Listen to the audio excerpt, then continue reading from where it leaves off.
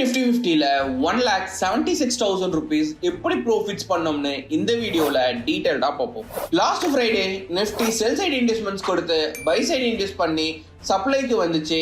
எங்க ஸ்டூடெண்ட்ஸ்க்கு daily exclusive வீடியோல பிரைஸ் செல் அண்ட் பை ரெண்டு சைடுமே இன்டியூஸ் பண்ணனதுனால அடுத்து செல் சைடு தான் பிரைஸ் மூவ் ஆகும், பை என்ட்ரி எடுக்க வேண்டாம், சப்ளைல செல் என்ட்ரி மட்டும் ஃபோக்கஸ் பண்ணுங்கன்னு சொல்லி இருந்தோம். அண்ட் டார்கெட் எக்ஸ்டர்னல் லிக்விடிட்டி, அதாவது ஃப்ரைடேவோட லோவை டார்கெட்டா செட் பண்ணுங்க. அப்படி இல்லைன்னா இன்ட்ராடே ட்ரேடா இருந்தா இன்டர்னல்ல இருக்கிற டிமாண்ட் வரைக்கும் டார்கெட் செட் பண்ணுங்கன்னு சொல்லி இருந்தோம். நாங்க சொன்ன மாதிரியே மண்டே சப்ளைல எம்எஸ்எஸ் கொடுத்துச்சு.